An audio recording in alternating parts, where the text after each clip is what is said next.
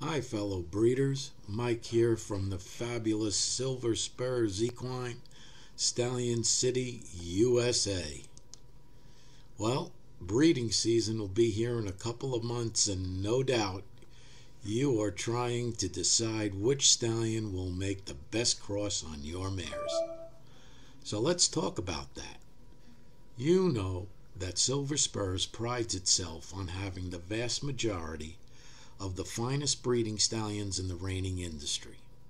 And we achieved this reputation by concentrating on acquiring the stallions that we felt represented the best of a particular bloodline. In this blog, we're going to concentrate on the Reminic line. In other blogs, we'll go through all of our fabulous bloodlines so you know all of the stallions that are available right here at Stallion City, USA, waiting for you to breed your mare. Reminic has created several champions. He is one of only 5 horses that has become a $1 million sire in both reining and working cow. And he also has earners of over 90,000 in cutting. The attributes that I love about Reminic that he consistently threw off to his offspring are excellent conformation, especially a great top line, great bone structure, incredible intelligence, and most of all, because of the first 3, form to fit soundness. At Silver Spurs, we have 4 of his best, starting with the immortal Boomernick, and Nick It in the Bud, and Mr. Montana Nick. I also consider Tinker with Guns to be descended from Reminic. While Tinker was sired by the great Gunner, his mother was Tinker Nick, who was sired by Reminic, and from whom I attribute Tinker's exceptional athleticism and fabulous foot speed. Foot speed is an attribute of Reminic, not typically an attribute of Gunner. That is what makes Tinker such an exceptional sire. He has the best of Reminic and the best of Gunner. To prove what I say about soundness, Boomernick was 25 years old when he passed, and in those fabulous 25 years, Boomernick never had his hocks injected, nor did he experience a lame day in his life. Nick It in the Bud will be 25 this January, and he is still sound and breeds like a 6-year-old. The same that can be said for Mr. Montana Nick, who'll be 24 in January. Talk about soundness. Craig Smersel showed Montana at the World Equestrian Games when he was 14, and he scored 74s. That's incredible. Well, let's start off by talking about Boomernick. Boomernick and Trashadeus, but mostly Boomernick, transformed reining into the style we see today. And he brought this great electricity into the champions who he sired.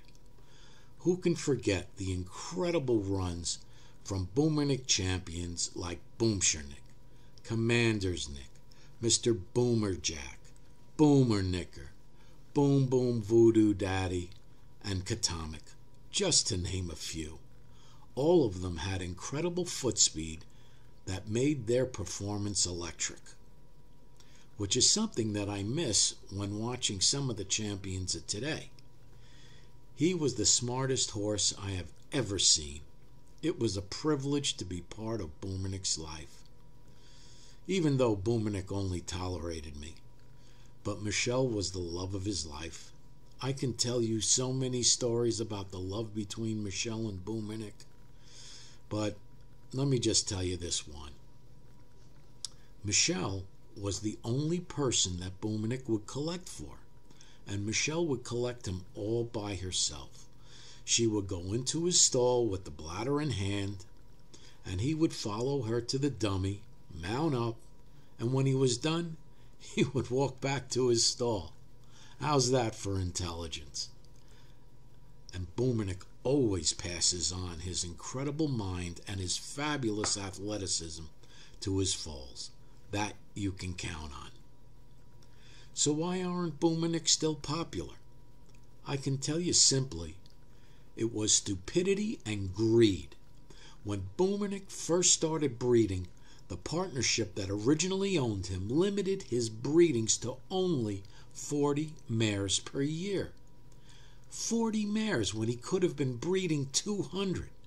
But even with those limited breedings, he sired over 7 champions, including the first NRBC champion and the 10th NRBC champion.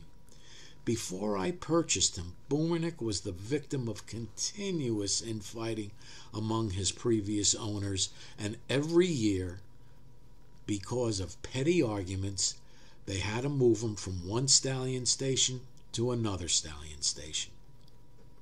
Get a load of this. The Breyer horse people even wanted to do a model of him, but the previous owners were so greedy, they said they would allow it only if they received exorbitant royalties. So Reminic, as great a sire as he is, became a broken franchise. Knowing this, in 2006, I still purchased Reminic because I knew he was the best. He was Silver Spurs' first stallion. Unfortunately, I was too new and inexperienced in the industry to overcome the negative experiences breeders associated with breeding to Reminic. Not knowing Silver Spurs, as much as everyone loved him, they felt that breeding to Reminic just wasn't worth the trouble. Well, that was then, and this is now. And I am so confident that Reminic is capable of producing great champions, that for breeders that want to breed to the NRHA Hall of Fame sire Reminic and have a mare that has either won at least $50,000 or has had offspring that has won more than $50,000, I will give you the breeding. I just ask that you pay semen shipping. I will give away 5 breedings to Reminic, and I promise you, you will not be disappointed. Now, let's take a look at another great Reminic, Nip It in the Bud. Like I said before, there are only 5 horses that are $1 million sires in both reining and working cow. Nip It in the Bud will most likely be the 6th. Already a $1 million sire in working cow, he is very close to becoming a $1 million sire in reining. A decade ago, Bud was an NRHA top 10 sire. And while you will still see Buds winning in the show pen, he's not nearly as popular as he once was. Why is that? You know, sometimes you have to take a step back to go 10 steps forward.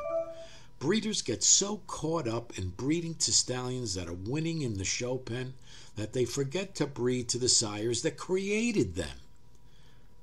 This breeding behavior leads to what I consider inbreeding, smaller horses, weaker bone structure, and that's why I say to greatly improve your chances of breeding a champion, you have to go back to the greats that made the sport what it is.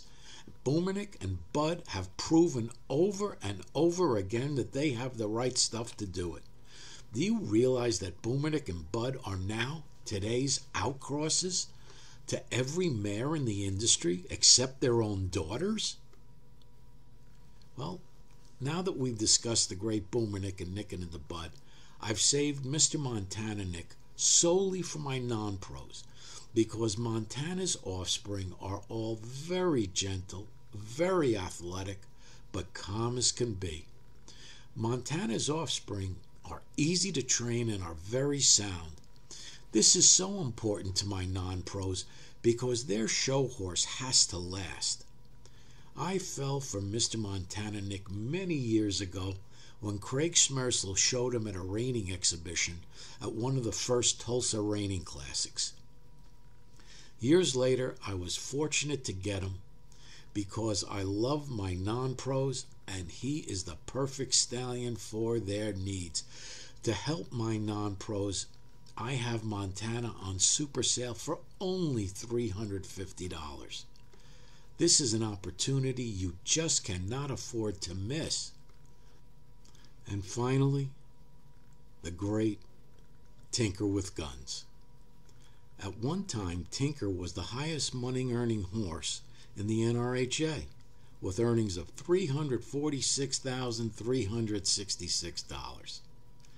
It took a while for Tinker to gain traction as a sire because he did not have the typical gunner look. But now that he has shown what he can produce, he is taking off with over $700,000 in offspring earnings in the last couple of foal crops alone. One of the attributes that made Tinker so electrifying is his incredibly fast foot speed. Check out the runs of his offspring, and you will see that in addition to his great athleticism, that fast foot speed, and that really added those extra points in the circles. So there you have it, the legacy of the Reminic line. If you want to breed champions in both open and non-pro, Silver Spurs as the stallion for you. I look forward to seeing you. I want you to breed to my boys, and we'll do everything we can to make sure your breeding experience is the best experience of your life. I'll see you at the shows.